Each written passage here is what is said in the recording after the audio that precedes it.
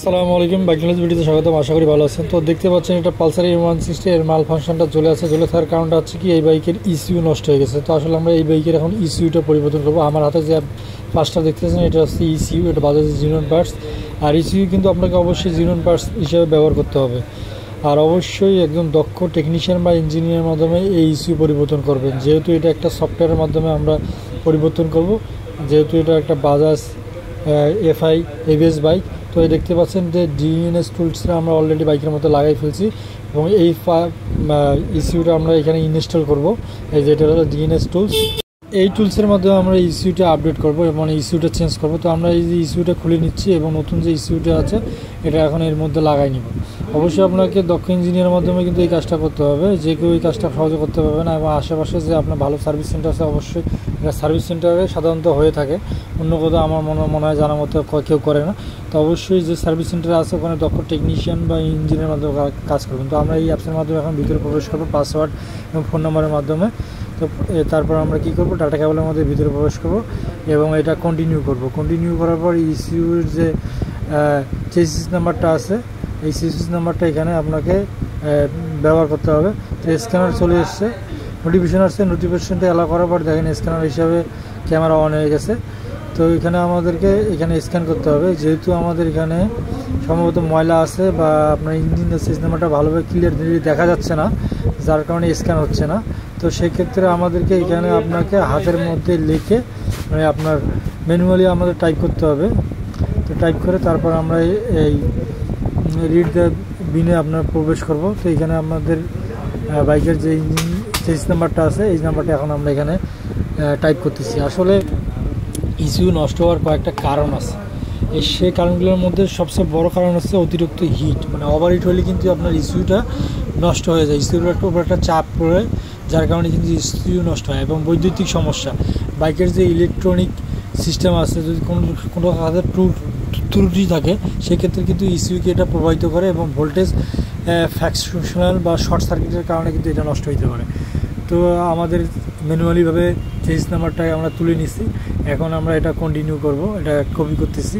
Copy করার পর আমরা একটা ওটিপি কোডের জন্য অপেক্ষা করব। এটা কন্টিনিউ করার পর ওটিপি কোড আসবে, এই ওটিপি কোড এখানে ব্যবহার করলে আমরা পুনরায় এটা ভিতরে প্রবেশ করব এবং ডাউনলোডের জন্য কিছু সময় অপেক্ষা করতে হবে এই ফাইলগুলো ডাউনলোড হওয়ার জন্য।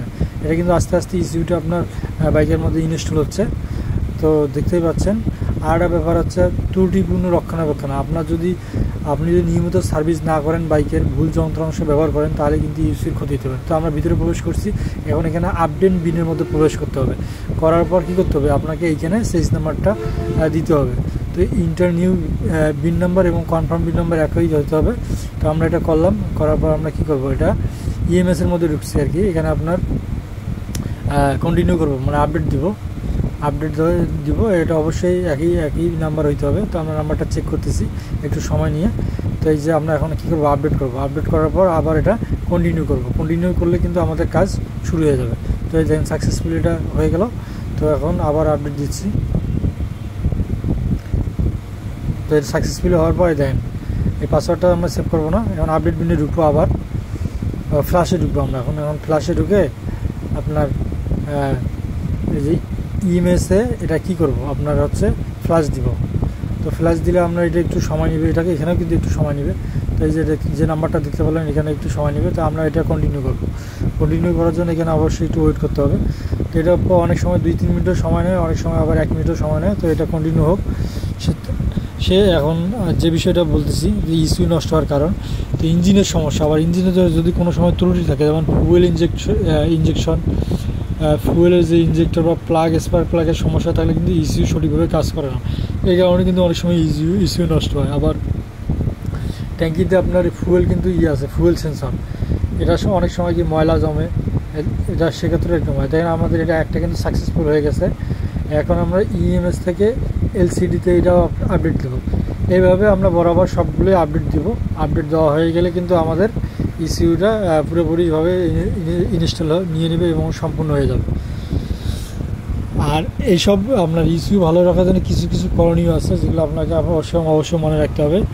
আপনার ইসিউ যদি কোনো সমস্যা হয় তাহলে দ্রুত একজন অবশ্যই অভিজ্ঞ মেকানিক দেখাইতে হবে এবং অবশ্যই সার্ভিস সেন্টার সাজিয়ে নিতে হবে।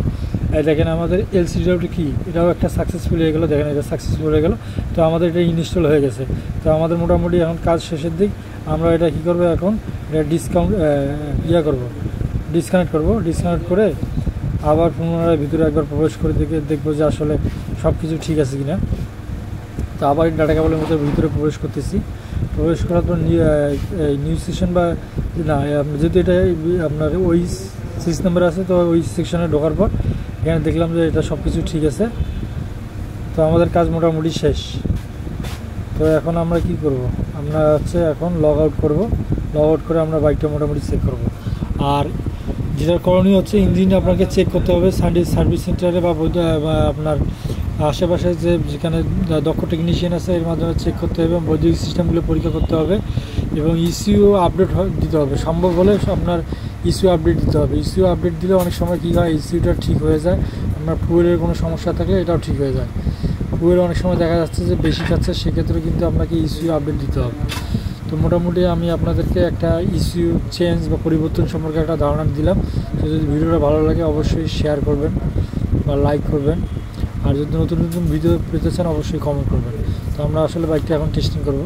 তো দেখতে পাচ্ছেন, তো আমাদের কাজ মোটামুটি শেষ। ভিডিওটি ভালো লাগলে অবশ্যই শেয়ার করবেন। ধন্যবাদ।